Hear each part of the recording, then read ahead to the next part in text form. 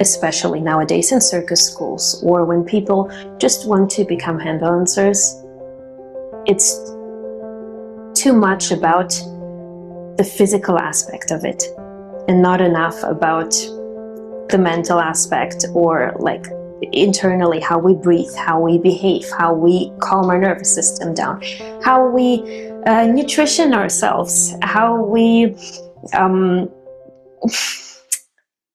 become confident. Hello, welcome to the Flexi podcast by Lemay, dedicated to elite performance, movement, longevity, and the science and stories behind extraordinary bodies. I'm Erika Lemay, founder of Lemay and a performance artist myself. In today's episode, we're welcoming back Alona Zhuravel.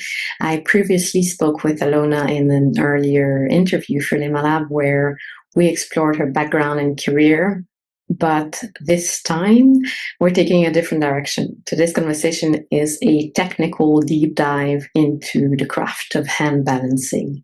With over 2 decades of professional performing experience, including her work with Cirque du Soleil, Varekai and Joya, Alona brings a rare level of expertise to the discipline. We'll focus on the technical aspects of handstands, so the alignment, training methods, injury prevention, misconceptions, tips and tricks, and the subtle mechanics that you need to know, and that makes a handstand stable but also sustainable on the long term.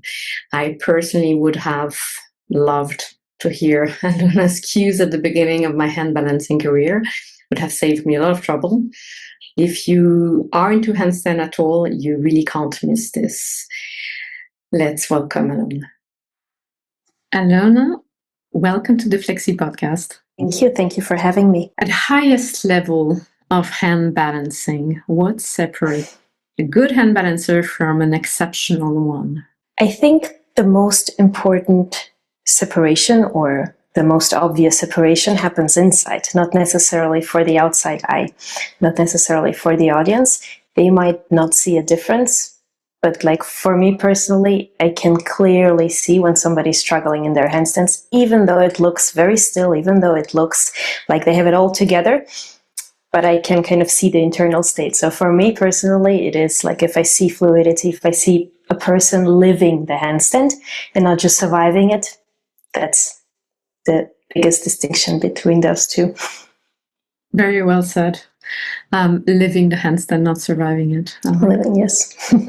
I want, so it's a deep dive on the technique of hand balancing for every level. So I want to first cover the basics with questions for beginners, and then we can move towards more advanced techniques. Sounds good. So let's open up for someone who wants to really start from scratch for hand balancing. Many coaches will claim that they have the best method of learning, and some recommend practicing against a wall, facing a wall, some the back to the wall. Others suggest learning without a wall or kicking up one hand, one leg tucked. There's so many different practices, and maybe there's for everybody. But in your opinion, what is the best method for a very beginner to start learning a handstand safely? I do think, yes, the wall for sure is some type of support, because also when I teach people, I usually do online classes, so I don't get to spot them, I don't get to like support them. I do have some private classes or when I go to workshops, but mostly it's through explanations and through letting them also discover something. Like, yes, the wall is there as your...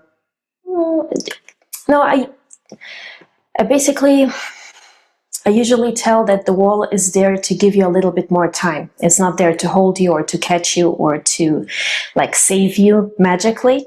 So we still have to depend on ourselves. We still have to like use our brain to do a kick up into a handstand, not just like throw ourselves because the wall will catch us. But yes, normally with beginners, I do use the wall facing with the back. Sometimes I use a surface to like get up into the handstand with the wall behind us.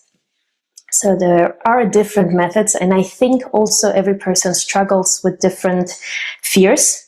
Like some feel really confident with facing the wall. Others, they cannot, like they can't just, they have that big fear or that big wall of fear that they are going to fall over towards the back. So in those cases, Like I can only...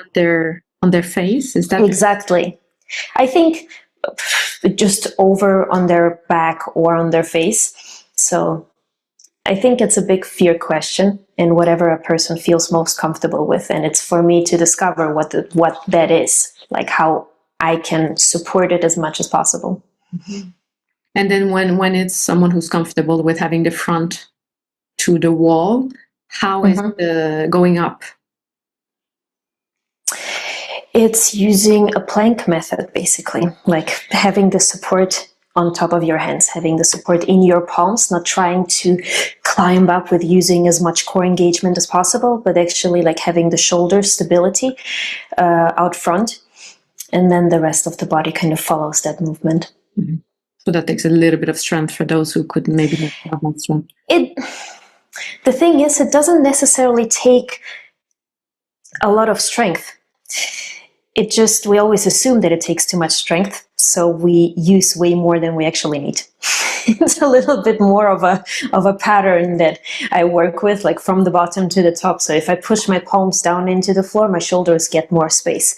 If I get to like pull in my belly rather than activate my external abs, it's a completely different sensation. It's a completely different connection. And when I pull in my belly button or my navel, like draw my navel towards the spine, that immediately releases the hip flexors. So that's another like point that just relaxes and allows me to move way more mobile than just trying to pick up my entire body as one piece.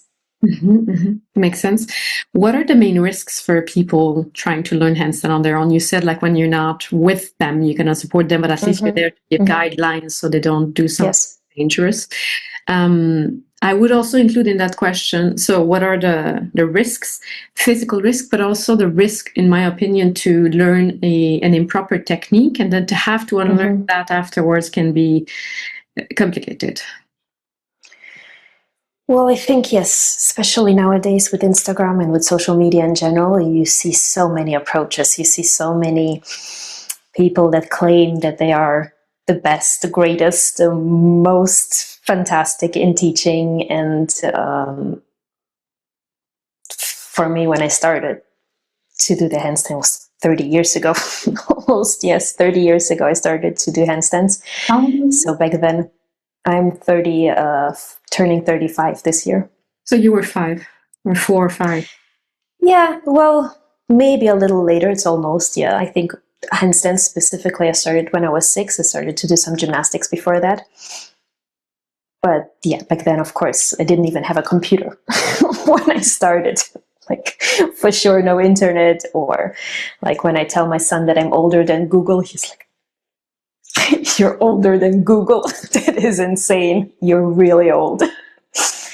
So yeah, now with today's information that we get from all parts of the internet, it is really easy to just slip into mistakes. I don't even know if I would call them mistakes. I always tell my students that whatever they've been working on before, it's not really changing anything. We don't have to start over. They usually have everything that they need physically. It's just that mentally it needs a little bit, like we're reshuffling that puzzle a bit. But normally physically a person has everything. Like if they can stay on 2 feet, they mostly can stay on 2 hands from a physical aspect. Yes. Yes. That's something I sound a little bit ignorant here, but I have never taught or interacted with non-athletes. Like it's a bit I don't remember. I think I must have been 8 and with my dad or something. But so I don't know how much strength it really takes on non-trained body. And I would wonder, are there any drills you recommend mastering before moving into a real handstand? But then you said like that you should be able to support yourself at any level, but basic strength to avoid injuries or just crashing. That's the thing. Like if we use the right pattern, if we use our breathing properly, then there is not really a lot of strength happening there. So all those preparation drills, like, I don't know, whatever, like strength exercises, sit-ups, push-ups, or those classical ones that everybody recommends, I would not really say that they are going to be beneficial. We're training a little bit different muscles with those drills, so it actually makes it most of the times more complicated. Like when I go into a handstand and I feel my triceps are working too much, it means that I worked out the previous day and worked on my triceps, so it doesn't actually feel comfortable in my handstand because they are pumping and they're too engaged and too involved. So all those big muscles that we train with those preparation muscles, they're not actually being activated during a handstand, or they're not supposed to get activated. Everything that gets activated is actually a distraction from those, from lengthening our like internal smaller muscles. Mm-hmm. And what is the minimum shoulder stability or mobility that you should have to be able to be comfortable? Lifting our hand up. That is the mobility that we need. Like, that's the thing. If I hold a fist, for example, my mobility becomes smaller. If I engage my core, my abs, my mobility becomes also smaller. I don't have that same range of movement anymore. So we're basically trying to create that perfect environment for the shoulder to be able to be as mobile and as present as possible. Like, I call them our little princesses. That we do everything for them. Like, we're trying to create that perfect environment. We try to roll out the red carpet for them to feel as comfortable as possible, and for them to actually have to work the least amount or as little as possible. Yeah, smart, because then you can bear any movement for longer and more without any injuries as well. You mentioned That's breathing the idea. technique. So what technique works best when getting into handstand, holding handstand? How should we breathe? It took me a while to like develop that, because as same as you, I started very, very early. Like, and I started as children, we don't think about the breathing technique, or we don't think about oh, well, here it feels more comfortable, or here it doesn't. We just do until it works out. So it's like, okay, I'm gonna just try out and see what happens until it actually happens. So I don't even remember a single cue that I was told as a kid.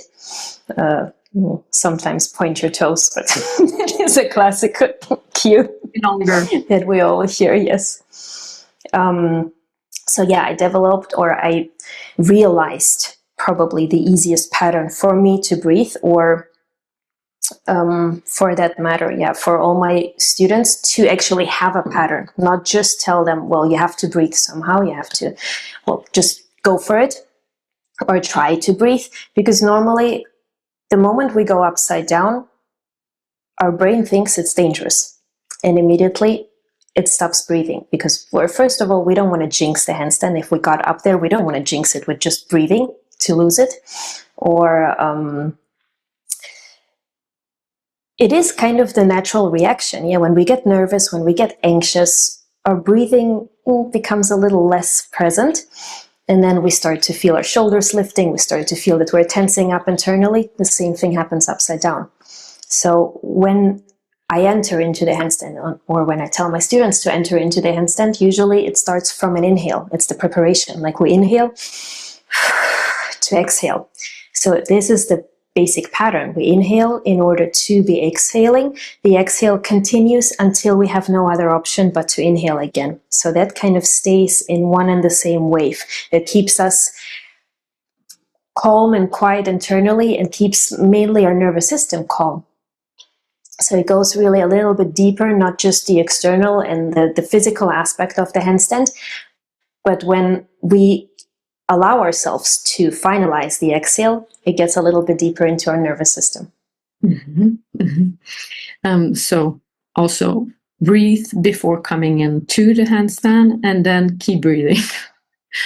Well, basically, yes. I mean, there is one very interesting cue that happens when we exhale and when we wait for the exhale to kind of let that cue happen.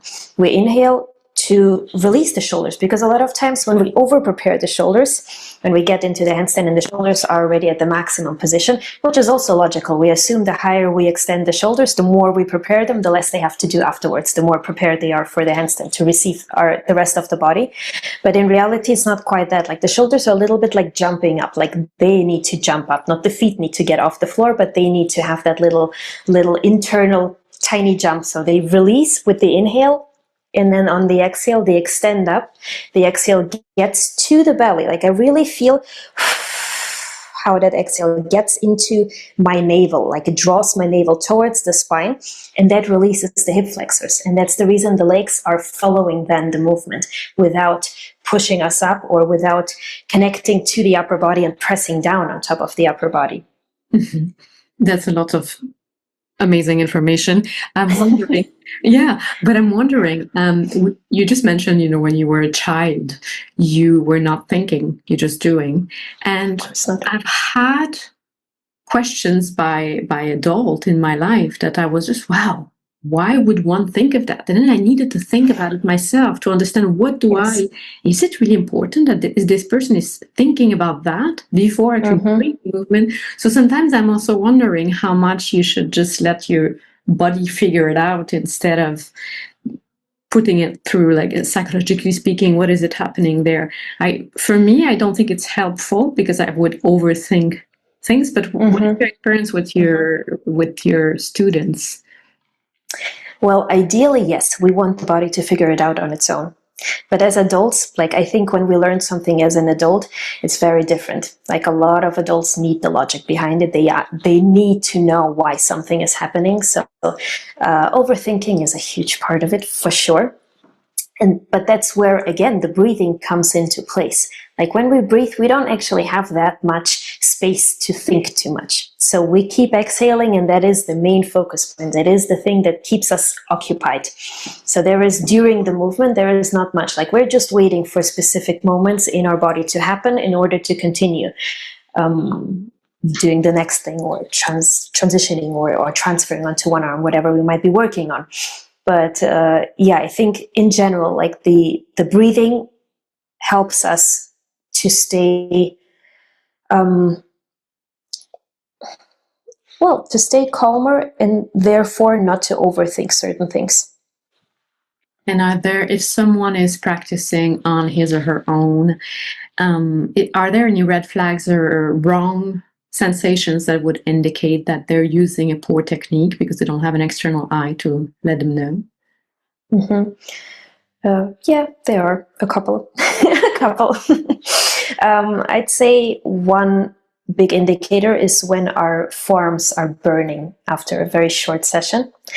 Like when the forearms are getting tired, it is not really something that needs to happen or is supposed to happen. It always indicates that we're gripping too much with the fingers, or that our hands are too overcautious, too over-prepared, and then it slips right into the forearm. And that also, again, limits the shoulder movement, that limits the range of movement in our shoulders. Or when we feel that the shoulders are doing as much as they can, so we keep pushing up with them, but we don't feel like they're lifting, or we feel like there is not enough space still. It always means that, again, either the hands are gripping, we're not breathing. This is usually the root of the problem. If we would be breathing, the fingers would not grip as much. So it always comes back to that. But, or it means that we, have not exhaled deep enough into the belly, so our external muscles, our abs, our abdominals are tensing up, and that also presses down on top of the shoulders. So any type of pressure or any type of pulling sensation, like the hands are pulling the shoulders down, and anything that is engaged on top of the shoulder, on top of the shoulders, is pressing them down. So I think too tight and that makes a lot of sense. What about visualization technique when getting into a handstand? Is there something that you, as an artist, also like on stage, long term, what do you think of, or you focus on, or imagine? Oh, I have a lot of imaginations. Like students that work with. I have also really sometimes at some point it got a little bit out of hand with my analogies. Like they started to become a little bit too taken out of space. But I like to have analogies. Like I like to have something for people to compare with, like something out of their normal life or something that they usually do. Like I have a lot of car examples, like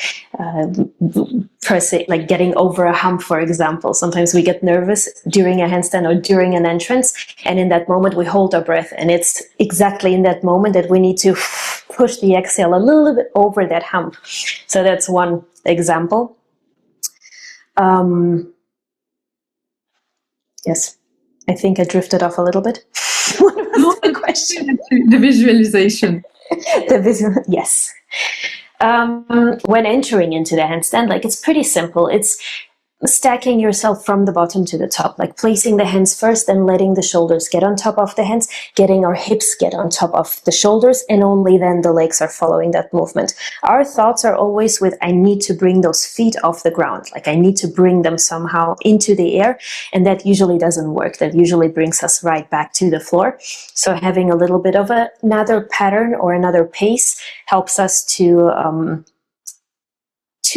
create some sort of structure in the handstand, I think. And where to look? Well, ideally, you don't need to focus on where to look. That was actually a question when I was still performing. Like somebody also asked me, and then I started to think, where do I look? Like during the performance, I started to pay attention. You were falling. Sorry. I did not have the option of falling because it was at Joya, and it was like on a VIP table where people had their champagne glasses around me, so there was no chance to fall. No, I would have done anything not to fall, I think. But yeah, during that show, somebody asked me, like one of my very, very first students asked me, where do you look in the handstand? And then I started to pay attention to where I actually look. And I don't really look anywhere. Like that's the thing, because I'm so focused what is happening inside of me internally, that there is not really like a point that I fixate on. And in general, I think it's more important to feel that the neck is relaxed and the shoulders, again, have their perfect environment or their perfect space, rather than where my gaze goes. If I tell a person to look specifically on the fingers, like at the tips of the fingers, then there is going to be some neck tension. And that is also something that limits the shoulders from fully extending, from fully like giving them their full potential. So it's more like having the neck as relaxed as possible, or having the neck is in a neutral position. So the gaze usually shifts a little bit towards the back, but we can still see our hands. It's not like they're going to disappear if we're not actively looking at our fingers. So yeah, it's more about like how the rest of the body is responding or being put in, rather than actually fixating on one point.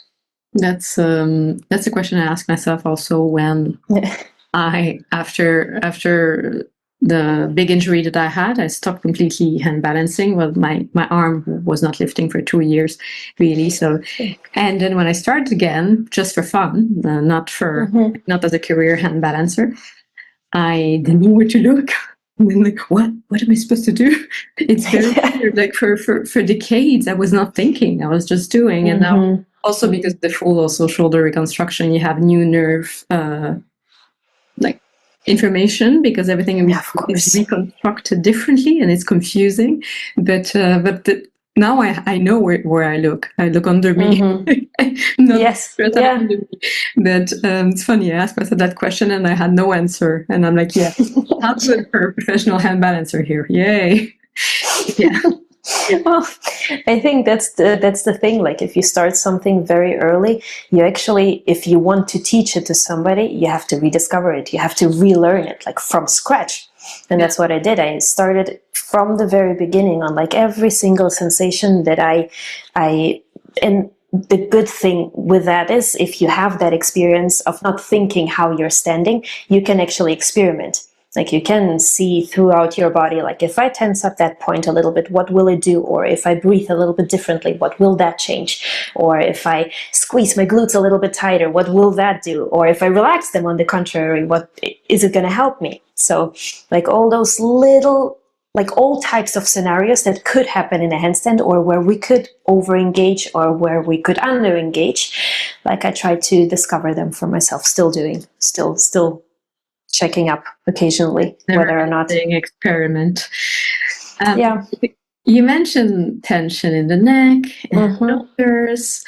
That's a big one, I think, for a lot of people. What is the best way to release tension there? Again, the breathing. It's all hooked in that.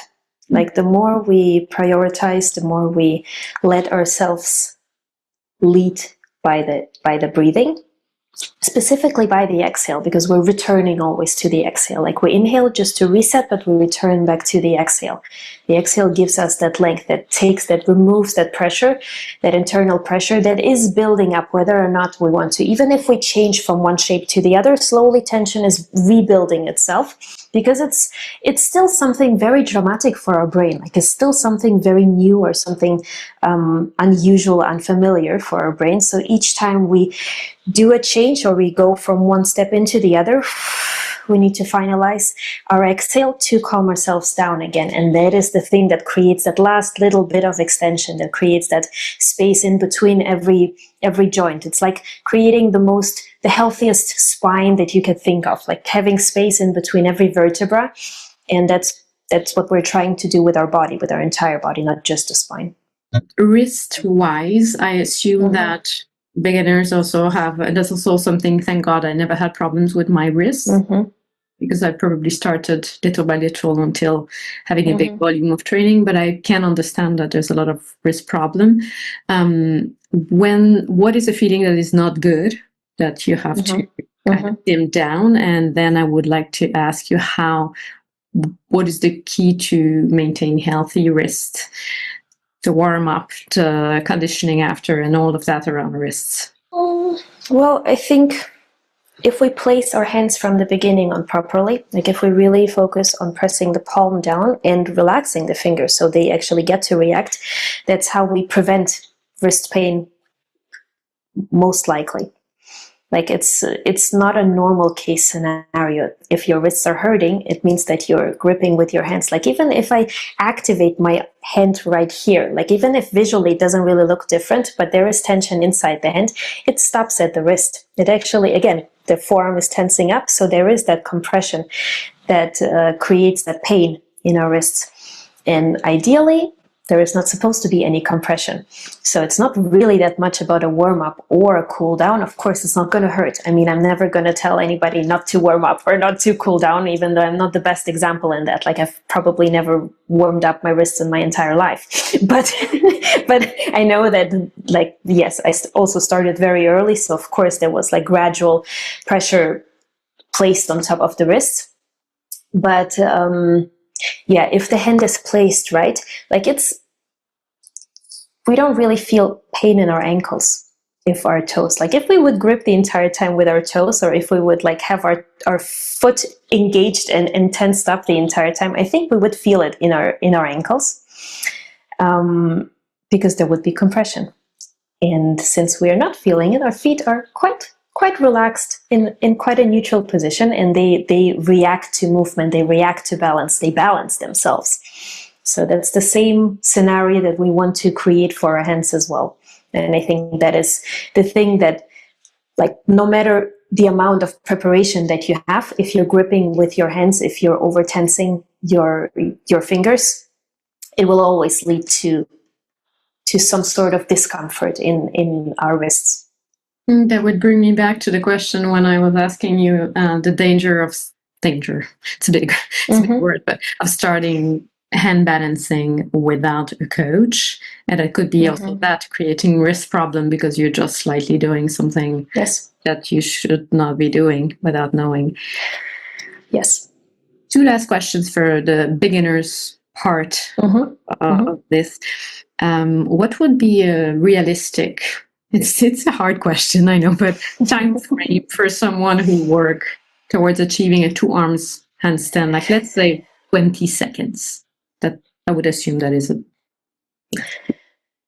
I do think it really depends on how prepared a person is in advance, just physically. like if they've done any other type of sports, if they have body awareness and self-awareness. Some people, like, it's just decide on a whim, I want to learn a handstand, but they don't really know how to jump a rope, for example. That will take, of course, longer time to discover yourself, like to discover what is happening inside, what is happening externally. Then there is the other factor where people are too over prepared and they have too many muscles. Like with people that are really like very fit and have way bigger muscles than I have, it also sometimes becomes more complicated because their muscles are used to activating themselves much faster, and their big muscles are activating themselves much faster, so they don't really give space for the handstand to happen, or they don't give space for balance to happen.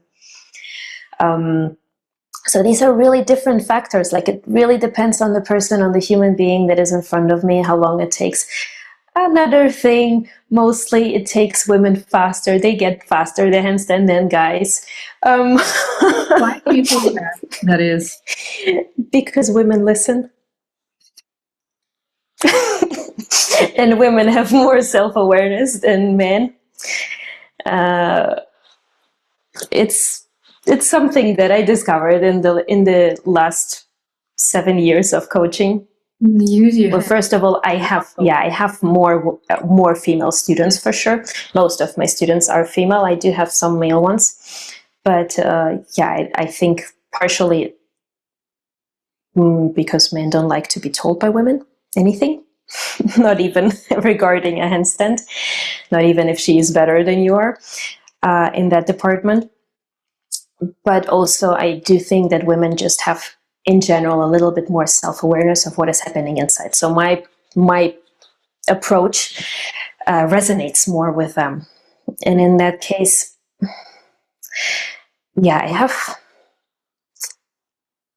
realistically, I think you have to go for a year or so at least. Like, you have to put the time in, and it again depends how often you train during the week. I'm not a fan of like overtraining. I don't think that it's necessary, especially if you are like a normal person and don't want to do it professionally, to like train 3 hours a day. Nobody has the time. Like, if you have a family, if you have a job, even like with me having handstands as my priority, I don't have 3 hours to train for myself. So it's a big luxury to actually have that time. So, but even like training 30 minutes a day, even sometimes 15 minutes, I tell my students, like, if you have 10 minutes a day, if you just go for it, it will still teach your nervous system to stay calm. Because if we train only once every 2 weeks, we are starting over and over again, and not physically. Like, physically, our body is quite smart and our muscle memory is quite good, but internally, it again like restarts the process of understanding that it's not as dangerous as our brain thinks it is. Mm-hmm. Yeah, absolutely. When it comes to handstand, it's not like any other. This is also for a professional in the circus. You need to first, the warm up is often a warm up for your brain to communicate. Yes. The balance system. Yes. How annoying that is, because you cannot drive on. Very annoying. Yeah. I think beginners are most afraid of when it comes to having a handstand, learning a handstand. What's the common fear? I think the fear of falling is quite present. But even more than that, I think it's the fear of failing. Mm-hmm. Like, they are not necessarily always afraid of falling out of the handstand, because if we fall out one time, we understand that we cannot fall further than the floor. But I think it's the fear of failing, of having to do it again and again and again. And it's kind of what the handstand is about. Like, we do it, we have to do it over and over again. But I think that's it's just like that slow progress, that very incredibly slow progress that is hard to detect if we're not being very attentive to those micro movements or those micro sensations that do develop over time. Yeah, I think it's the fear of failing. Good. Let's move towards advanced hand balancing until like very professional technique and styles, and also technique, but also styles. A bit of variety of the same question. Once you're very comfortable on two hands, how many years that you're able to do 30 seconds on one hand in general from your experience of your Here again, it depends very, very much on the student. Some people need more time to not freak out when the hand comes off. It's a big thing of like getting distracted by the hand that actually comes off. So that's where usually our mind goes to. Like unintentionally, we have that perfect shape. We feel absolutely comfortable on two hands. And then when the shift even works out perfectly, and then once the hand comes off, that's where the collapse happens. And it's purely, again, a mental thing. Like we pay attention to taking the hand off. So in that moment, we don't pay attention to the shoulder being as happy as possible. And then it just like, it's a princess. So it's not going to do anything if we don't pay attention to it. If we're, or like a really, really needy partner that needs your attention over and over again. You don't have any free time. You don't have any space for yourself. You always need to like make sure that your shoulder is as comfortable as it possibly can be. So our attention needs to stay in preserving that thing that we've already created. Shoulder, belly, hip flexors, like all that connection throughout our body, and not get distracted by the fact that the hand comes off. Once we don't get as distracted anymore, once the hand actually comes off, it still is like postponing our panic attack. It's postponing it's a little bit like that. It's postponing that intention of needing to hold it, of wanting it so much that we start to tense up again. It's caring a little bit less about the handstand in general, whether beginners or like intermediate, advanced. It's really like, well, yeah, if it works out, great. If it doesn't work out, who cares? I'm going to try again. It's a little bit of that mindset. If we want it too much, it's never going to work out. It's like with losing weight, the more you want to lose weight, the less likely you're going to lose it. Or with anything like. Then hearing that, I would assume that your technique, when it's about moving onto one hand and transferring the weight, is not, you're not using the weight on one or two finger and then remove the hand, and it's mostly when the hand wants to come off, you come off. Yeah. Yes. The hand is supposed to come off as a result because it becomes irrelevant for our balance point. Arm elbow alignment. Everyone has a different arm. Okay, there's the shoulder. Some people don't have a super shoulder extension, which you need to, or you're going to fight a little bit too much. But something that I think we never talk about is elbow extension. There's a lot of hand balancers, especially women. They have, but also men, they have hyperextension in the elbow. What about those who don't? Do you consider that in changing how the alignment on top of the shoulder? No, not at all. I think we all have our personal stack. So for me, both of my elbows are actually in two different shapes. I dislocated my elbow when I was small, like I was playing around with my dad, and one of my elbows, I don't even remember which one it was. Like one is a little bit more hypermobile, the other one is less. And so they are not identical either.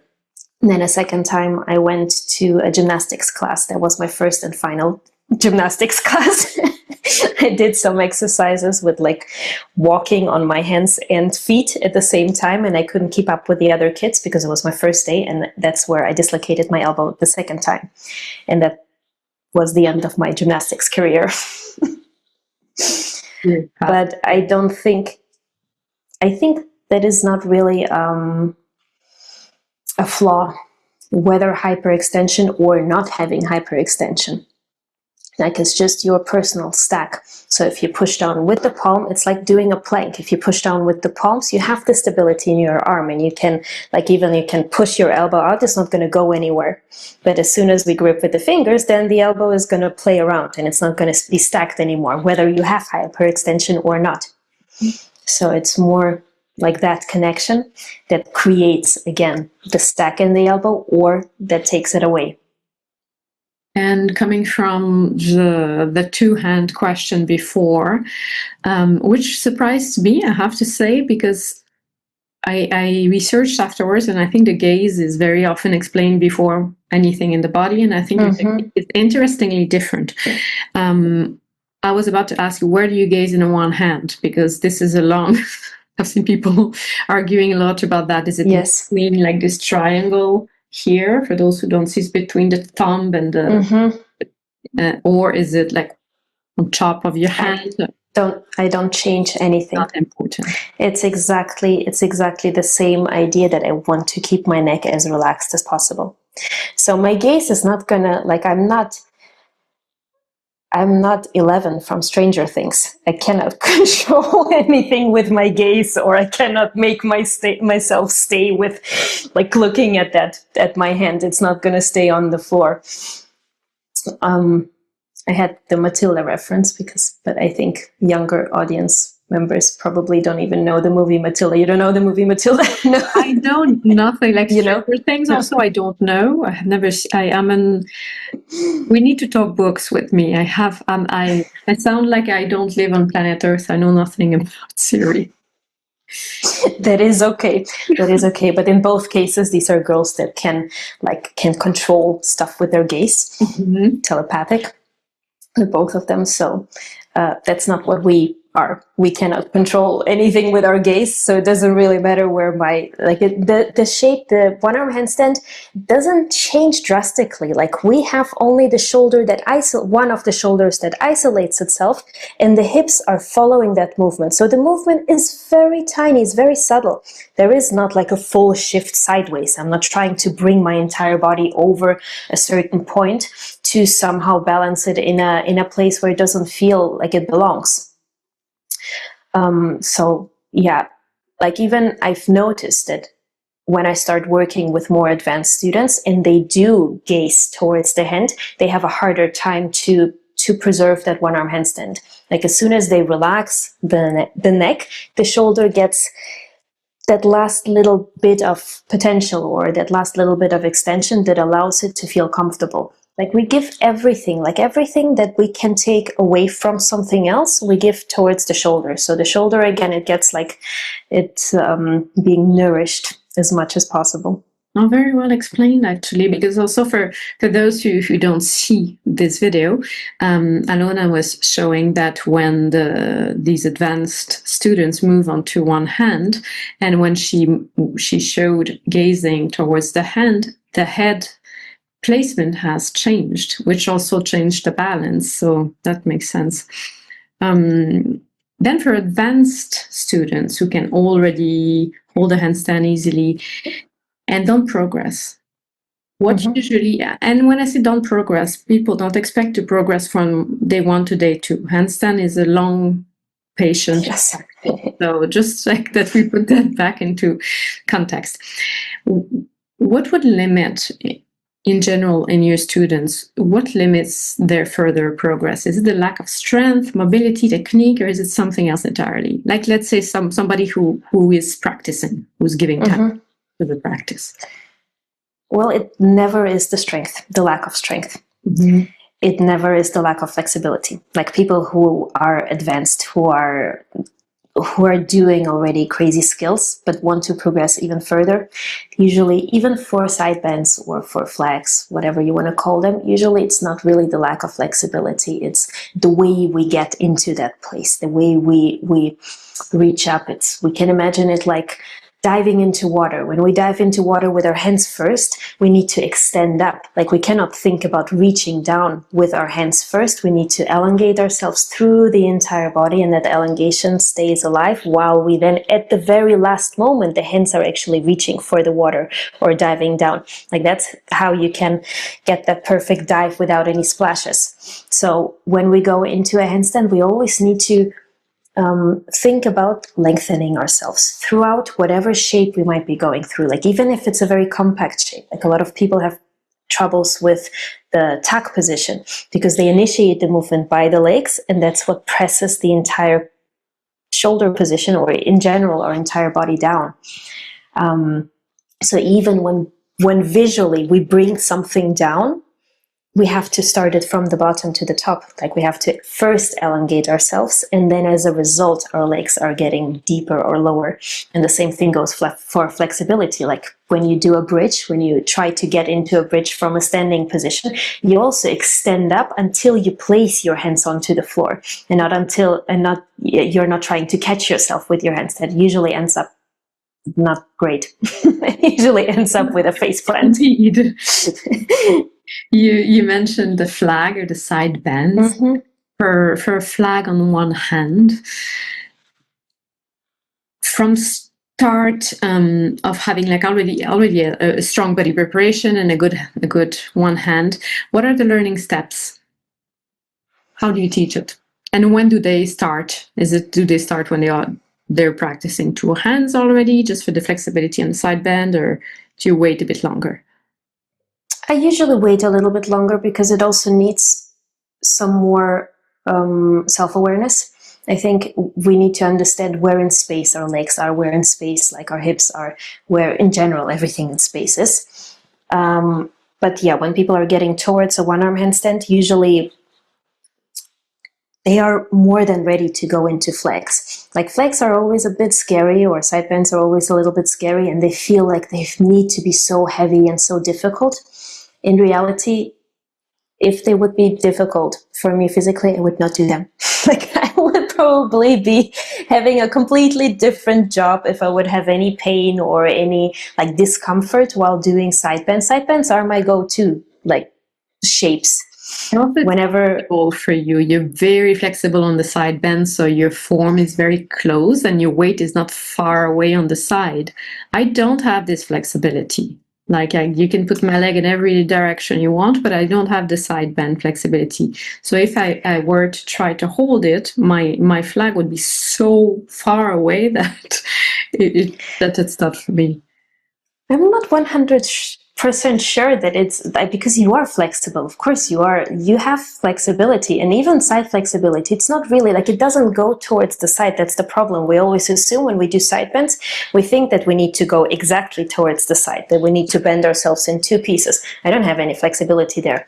In general, I'm not the most like compared to any other female hand balancer or like female contortionist. I'm very like average in terms of flexibility. Yes, I have developed like some visual, how could I explain it? Like I give the perception that I'm very flexible. You know how just because I give strength shine, which is what a real artist does. Yeah, I'm trying to. But here also, here it also goes through the top. The more I think about reaching up before I side bend, before I reach down, the less compression I have, and the closer my legs are actually staying towards, along with my upper body. So it's again the same thing, like going into a bridge. We're reaching up, we continue to reach up even when we are already there. Like even when we get to the side bend, we cannot hold the side bend. It's always about continuing to relax. The moment we try to hold it, we tense up, and that's what makes us fling out of it. Mm-hmm. Mm-hmm. So it's also a very specific way of relaxing in certain parts, while keeping the shoulder extended, while keeping the shoulder going up. So it's two very different things that need to happen at the same time. And we usually, if we think about relaxing, we relax with the entire body. If we think about engaging, we also engage with the entire body. So it's like isolating certain parts of our body that usually really don't know how to do that. Yeah, that's quite a brain work, actually. If we move into straddle press, because what I'm trying to do is to talk tricks, which for me tricks are not important, but they are because they're the underlining of everything else. But and I know that that's what people need to understand as well. Then we're not here for artistic poise, which we have done in the past together in another interview. So straddle press to handstand, and I would like to say, especially for women, how do you get there and not to despair? Because I have seen a professional hand balancer who is on top of her game, absolutely incredible, but not able at all for 15 years to do that movement. Sometimes it's proportions, but how to work on that? Here I could also argue with the fact that it's proportions. Like, we live with our bodies every single day.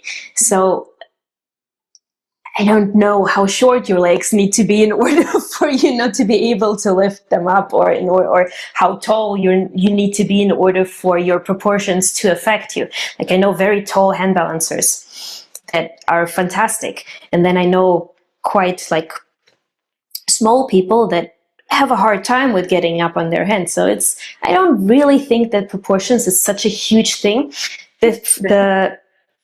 Sorry to interrupt you, but the hips, when the hips are very heavy, I'm not talking about if you put on weight or lose weight, but when the frame of the hips, the bones is quite heavy, there's a moment that it's difficult to bring it up.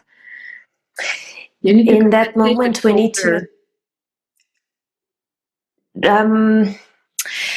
we want to relax the hip flexors in order for the hips to get over that tipping point. That's usually the problem. Like here with the press, we also, of course, we think that we need to lift our legs up. And when we lift our legs up, our hip flexors tense up immediately, and our legs feel like they're bricks, like they are so heavy that they cannot be lifted up.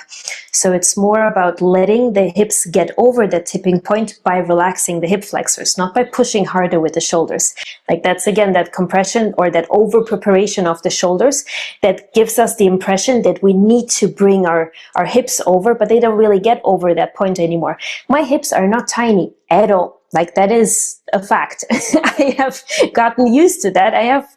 I'm like, in normal life terms, I'm a pretty average woman. Like, I have my breasts, I have my butt, my hips are where they need to be. Like, there is nothing. When I was in circus, there was a big problem for me. Nowadays, it's fine. It's whatever it is. But it has never limited me from doing a press. In the press, it's quite like, I think that is one thing that I have the hardest time with explaining, or the hardest time with teaching, not because it's physically more demanding or because it's physically more difficult, but because our intuition or our reflexes are so strong in really bringing the legs off. So the only exercise that actually like really helps is to place our feet on top of a surface, have our shoulders stacked, having that release of the shoulders with the inhale, having that anticipation of the exhale to get the shoulders back up, and then feeling again that belly disappearing, that connection of the navel drawing itself towards the spine in order to release those hip flexors. Like, we really need to wait for that moment to happen, and then the legs can drop off that surface. If we try to lift them off that surface, they're not going to go anywhere. They're going to stay on top of it. They're going to just stay glued to it. So that release of the hip flexors and that drop of the legs is actually letting our shoulders take over and letting our hips fall over or tip over that tipping point. I will pay attention to that, because that's another thing that I've been doing forever, like series of press. And I never thought about it until I probably need to think about it now, because that's not something I practice. But I'll try that. And it's the first time I would think of releasing the hip flexor. It makes sense. Like, releasing the hip flexors as a separate cue, it's very stupid. Like, it doesn't make any sense. And I've been told many times, yes, but your cues don't make any sense. Like, it doesn't work for me.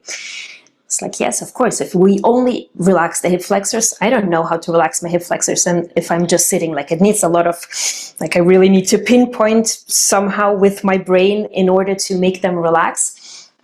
It is, again, that chain reaction is connecting one piece with the other. So as a result, the hip flexors relax, and that makes our legs feel lighter. That makes our legs disconnect from the upper body. So they follow the upper body and not the other way around. Mm-hmm. Thank you. To me, it's a very good cue, actually. Mexicans, push or more back? Nothing anymore. I haven't done them. I haven't done them in forever. Like sometimes occasionally I check up on myself whether I still can do them. Usually for me it's more the shoulders. Like I use my shoulder mobility to go a little bit deeper. Not that much my back anymore. Like my back flexibility has decreased purely to the fact that I'm very lazy.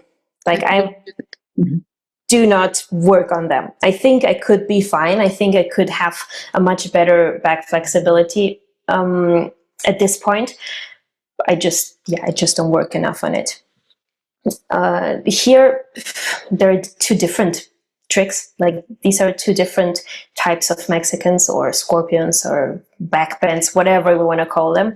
Like again, on today's like Instagram world, they took over. Everything has took over the vocabulary of and everything has a name. You know, everything has a very specific name. Because if I talk to a younger generation, this how you do this, and then we do that. I understand nothing. None of the they mentioned, which is nice. I'm like, yeah, teach me. And they're okay. You're like talking about a friend. Yes. Okay. No. How do you work in a Mexican, for example, with that you wouldn't do today? I know they're very uncomfortable. How do you breathe? The same. I try to wait always for the cue of the navel drawing itself towards the belly. Like before that happens, I'm not going to go anywhere. I'm not going to change my leg positions. I'm not going to start arching. It's always because that gives me that length, that gives me that space. So I create first I create the tallest version of my body or the longest version of my body, and something that is longer is more likely to round itself rather than just to bend itself. Like we're not trying to bend or to fold ourselves in two pieces. We are three-dimensional, so we have to round ourselves. And the taller we get in advance, the more round we get. And like getting the exhale to the belly, getting really that feeling, it's almost like we're pulling the navel from the inside, like as if there is an invisible string or the umbilical cord that is from the inside, not externally, but as if somebody is pulling on it, and that like really gives us that feeling of us having the flattest belly on the planet. Yeah. When we're in a long one arm handstand, can you explain the feeling of the shoulder, the scapular control and the shoulder elevation? What should I feel? It should feel like there is always room to elevate. Like it never is supposed to be feeling blocked or frozen. That's a big misconception, that we need to keep pushing with the shoulder. Sometimes we only push with the shoulders, and that doesn't give us anything, that doesn't make it feel any more comfortable or any easier, lighter. So the sensation is always as if we have room to grow a little bit taller, because as soon as we lose that feeling, it means that we have blocked the shoulder. So there is no lengthening process happening anymore. And if I feel that I'm blocked, usually that's a clear sign that I just need to inhale to reset the shoulder, to give it a little bit of like, and it's not a reset of actively pushing it down again to create some imaginary space. It's more like I'm in that moment when I inhale, I release those external muscles that slowly have started to suffocate my shoulder. And that is kind of like an opening bit of it. It's almost like I have little lungs in my shoulders that also need a breathing process, that also expand and then extend. I'm thinking and feeling everything you're saying. Very cool. Any big mistake you see now in this era of learning on social media in terms of handstand? Oh, that is going to be a really long interview. The worst? The worst. The worst for me is the hand grip. Like this is my very like painful to watch usually, when people are just clinging onto the floor and holding onto it. Like we want clearly to have a stack. We clearly want to like be able to push ourselves away, to lengthen ourselves, to get taller. Especially for my female students, I always tell them, try to make the tallest, longest, and proudest version of yourself. Like you're holding yourself up. You're trying to create that space in between every single joint that you have, in between every single muscle that you have. And that grip is the thing that just makes it impossible. And and it's like encouraged the cue of to grip on social media. Oh yes, especially in the yoga community. That's how yogis train to do a handstand. Like they tend to teach it that way. Okay. That the grip is gonna give you stability, or the grip is gonna get you balanced. I don't know. I'm not sure what exactly their phrasing is behind it, but I think that is one of the biggest misconceptions about the handstand. Which technique do you believe in? Coming from a circus background, there were the Chinese technique, Russian technique. Now there's probably the yoga technique. And by all means, I'm not saying that so you can bitch anybody else, because I know that that's not, that I just don't want people to think that I'm encouraging that at all. It's just to understand what is the fastest route to good result. I think there is no fast route. That is the problem with handstands. There is no fast route. I think there is more a question of how long will you be able to do a handstand, the longevity of it. Because any approach takes a long time. Any approach will require you to work hard and for you to train a lot and to be persistent and stay motivated as well. And I don't even know, like the Russian, Chinese, or yogi technique. I know a lot of Russian people that could have way less problems in their handstands. That could make it way easier. The Chinese technique, they have different goals, I think, with the handstand in general. I don't think that they necessarily think about longevity. I think they think about fast results, or they think about results in the first place. I went to a circus school in China to just watch and observe it, and it's just a very different approach to the one I had, or to the one I would teach to anybody. Like there were 50 small children from the age of 3 years to like 15 that were just holding a handstand. It didn't matter the form, it didn't matter the alignment, it didn't matter if they were in pain or not. They just had to hold for a specific amount of time. Yeah, and a lot of them retire at 18. Yes. I studied exactly the Chinese circus school, so that was the case. I was the weirdo that was an adult. Yes. Yeah. But as an adult, you can observe that and you can kind of figure for yourself out, probably that's not quite what I need for my body. That's probably not quite what I want for myself. And that's the same thing with the Russian technique. Like a lot of cues might make sense. A lot of things, they resonate with me. But I don't think that I specifically have the Russian technique either. Like my mom came from a circus school. She left home when she was 13 years old. She went to move to a different country in Uzbekistan. At the age of 13, she decided that she wants to become a hand balancer. And her coach actually had like a very male approach, a very male technique in like holding it with strength and just pushing. But he taught her a very different approach. He taught her basically the approach from acrobatics, from acrosports, from a hand-to-hand flyer. So that elongation, that extension, that giving yourself to the balance. Yes, that giving yourself, allowing yourself to be balanced rather than to try and force it or try to fight for it consistently or constantly. And I think probably it was not explained to me in that way when I was smaller, when I was younger.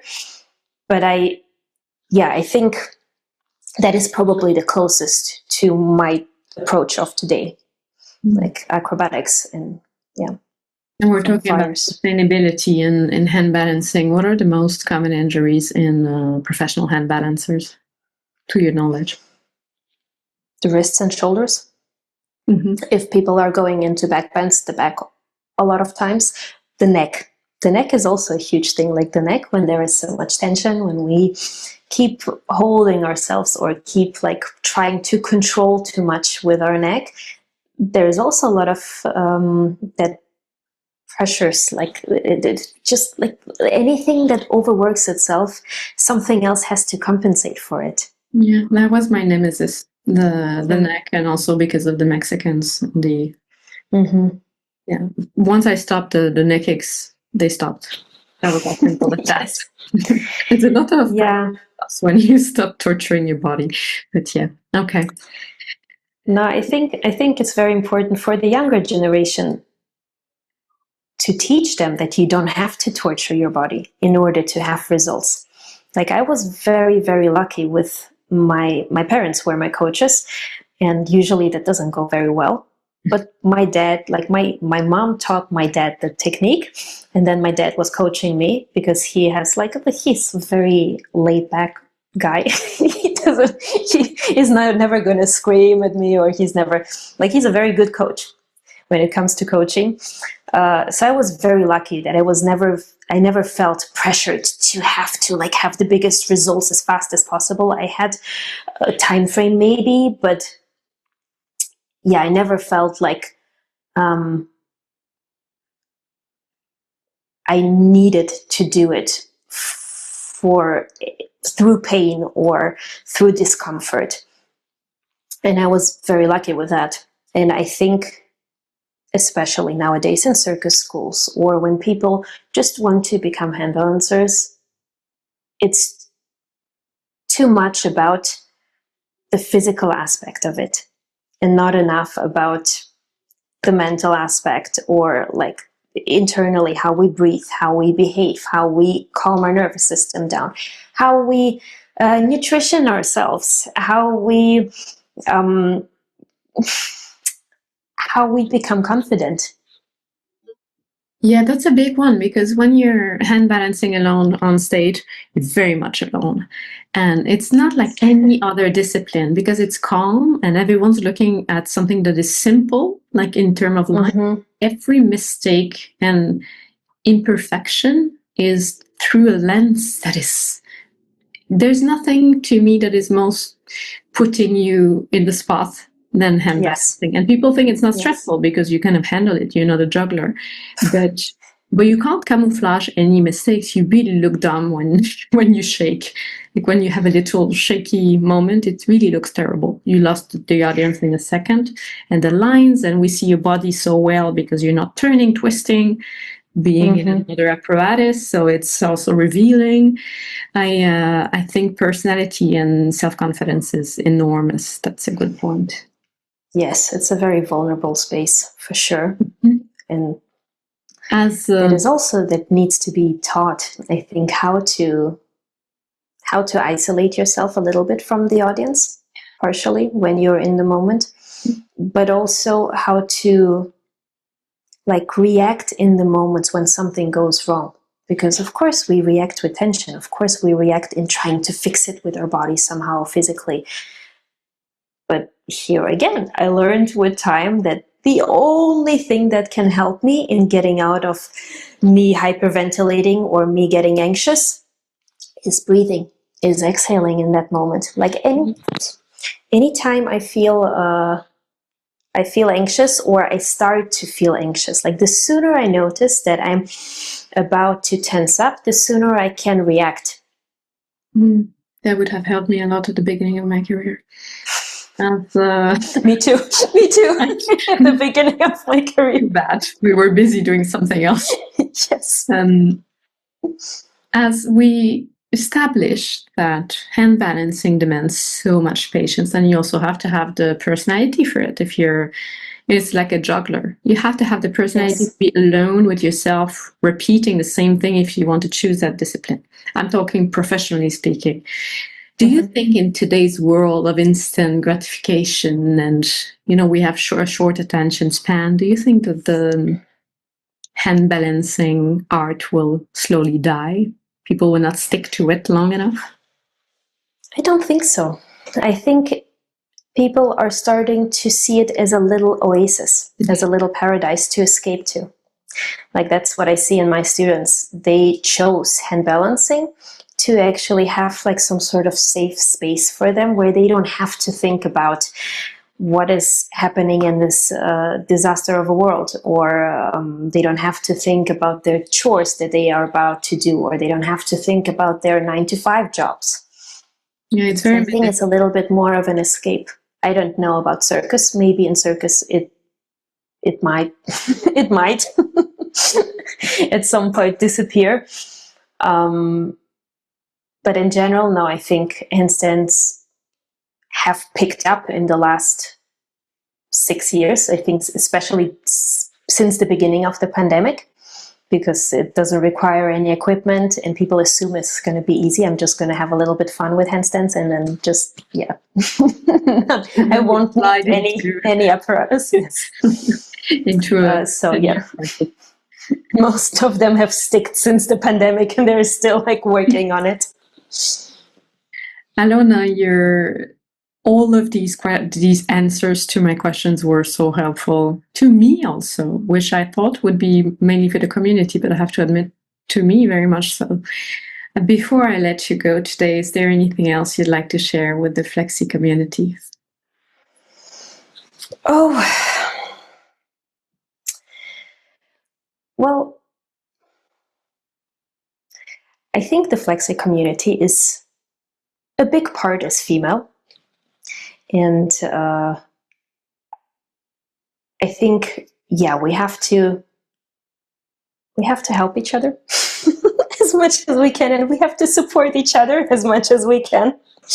Males and men are doing that naturally, but I think with with the knowledge that I gained throughout the years of specifically coaching, not only performing, but afterwards with coaching, with having so much contact with normal people, as you call them, not performers, not artists, that are really doing it just for themselves. I've gotten to connect with so many different people, but especially women that struggle with a lot of insecurity just because they're not being supported by also other females, and that's a huge problem. I think, supporting each other.